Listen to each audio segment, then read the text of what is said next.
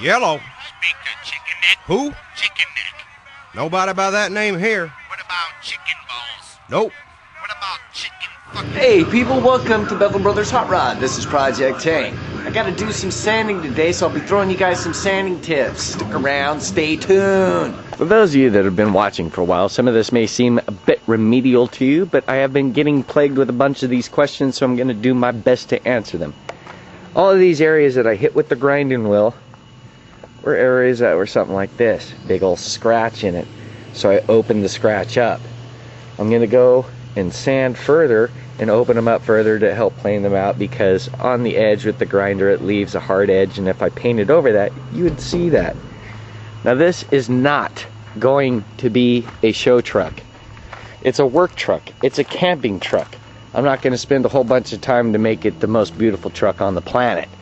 It's still a good base to show you what I'm talking about. Now all these other areas, the paint's still good on it. So all you need to do is lightly sand it and you're good to go. It's just like primer or a base coat. As far as sandpaper goes, there's two different kinds I like to use, and I usually need a whole bunch of it. So that's why I'm going to recommend these two particular ones to you. 150 is really good for busting down heavy areas, especially those. That's what I'm going to start out with. Now it does leave a little granule looking scratch to it. To smooth them out, I go to 220. Now you can use this 220 as a finish grade of sanding for an overlay of paint.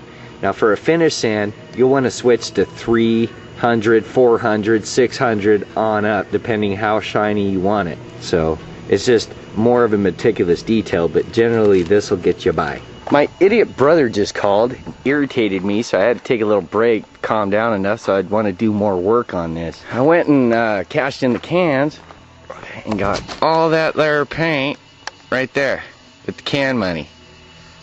Okay, take it in the soda pop cans, blah blah blah. It was 80 something dollars, alright? Dude thinks, oh yeah, while you're there, put in some of this baby blue pigment. He wants to repaint it this stupid ass color. Now I was planning on painting it white. There's a reason why I like white.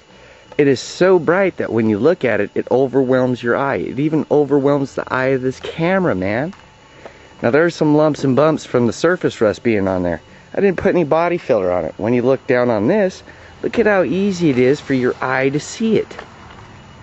The reason is, anything with color, like even Joey's lowrider, the darker the color is, your eye relaxes to it. It makes it easy to see. Like on the Chevy, with it being so bright, dude, you can't see anything, okay? All you see is bright light. This actually hurts my eyes to look at it, okay? That's the reason I choose it. It's not only does it look cleaner, and that's what your brain associates when you see it, you go, ah, it's clean. You look at this color, you go, ah, it's lame. So I don't really care what Joey says. I'm not painting it this blue, and the only reason he wants to save it is because of this stupid ass interior. And I told him, like on Project Love, we could gut this thing out and paint everything in here.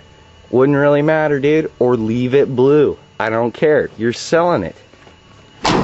So anyway, the rant's over with, but at least maybe within that rant, I gave you a little insight onto why I like using the color white. Alright people, I'm kind of rushed. It's like 5 o'clock. It's gone on 6 hours now. Got everything sanded. Siphoning gas for the compressor. You like that? Anyway, about to shoot all this. So here's your once over. I sanded everything down, fanned out the scratches so everything's smooth. It's still a little lumpy and bumpy, but this is your before, man. Everything's getting painted. It's about to get a primer coat. It's not pretty, but the primer's on. I got some runs and stuff, but I'm gonna go over that with some light gauge sandpaper tomorrow. It's not a big deal, it's just for texture and something to clean up the surface so the paint has something to adhere to. So there it is. And comparatively about the bed, dude, that is way better. I don't care what duck you sit in and what pond you fly by, that looks sick. Now if I'd have had some more money or more cans or whatever it was, been more primer, but there's no real need, man. I got plenty of paint to cover that up. And I am not putting the color in it to make it that stupid baby blue. Alright, people, I'm starving, I'm tired. I'm gonna go in and get something to eat and hit a shower. Thanks for tuning in and watching Bethel Brothers Hot Rod. Remember to use American labor. Keep America working, people. We need to build this economy. Peace out, babies.